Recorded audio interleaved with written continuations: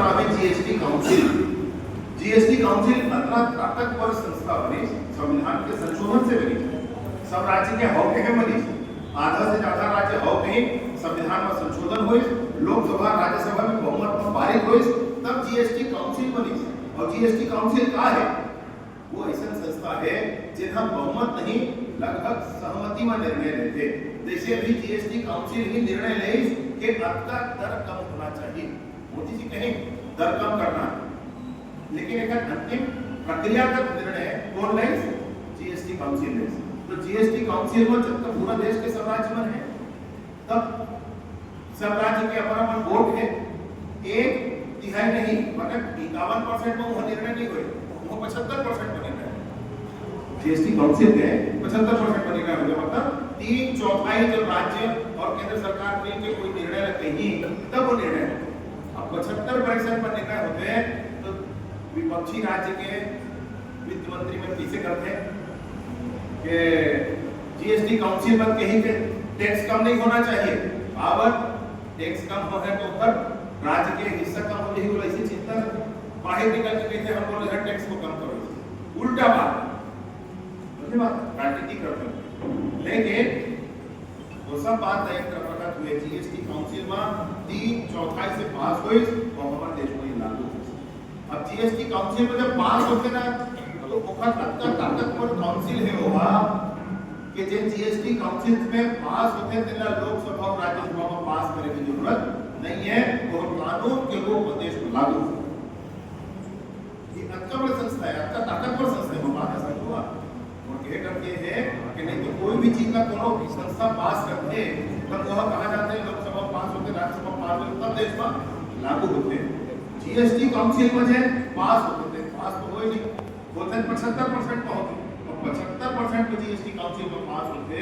तो GST council इतना ताकतवर संस्था बनाकर रखे गए है कि कोमा पास हुए या बात ला लोकसभा और राज्यसभा में लेके जरूरत नहीं रहा है, वो डायरेक्ट देश में लागू। यही अभी हुई से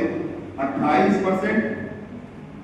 से सब कुछ काम आ गए, 18% आ गए, और 12% से सब काम आ गए 5%।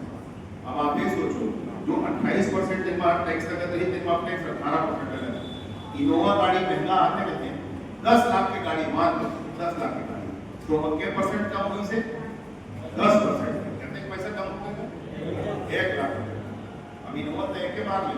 लेकिन देखा बिस्कुट का रोज ले नहीं ना, और खाने कुछ खाए हुआ चीज का रोज ले। एफएमसीजी कहते हैं, माने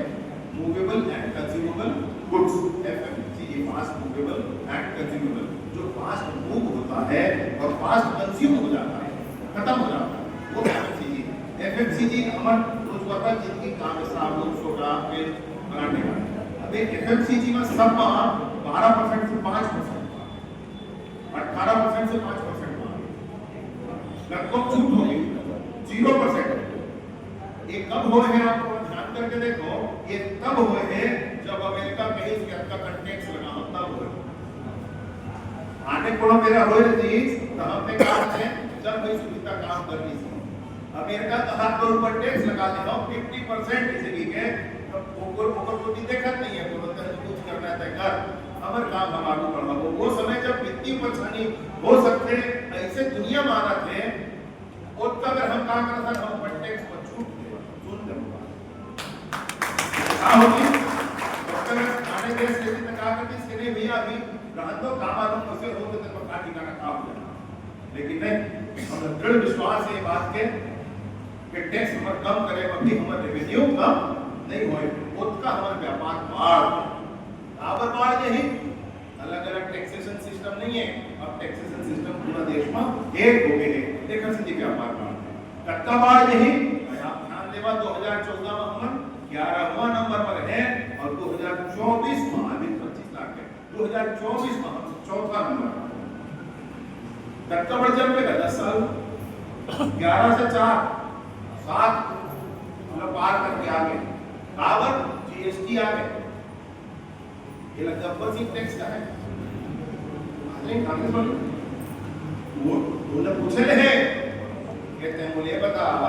तुम राहत भर में काबर तुम नहीं कर सके हो, तुम लिखत पढ़त सब तरह योजना बनाए लेकिन तुम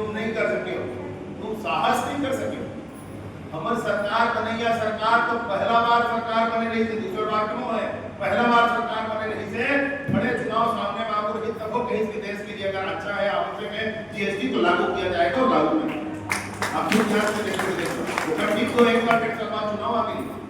कोई परवाह नहीं चुनाव में आपको इन्हें देश पर आवश्यक होना थी तब तो समय बात चले ना व्यापारी में कहा इसे हुआ थे किसे हुआ थे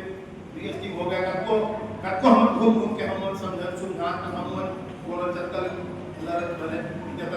का संधान का समझाए जाओ फिर समझाओ। और आज देखो आज दुनिया में उदाहरण है ये बात के कि हमारे यहाँ 7 लाख तक डायरेक्ट टैक्स लगत रही से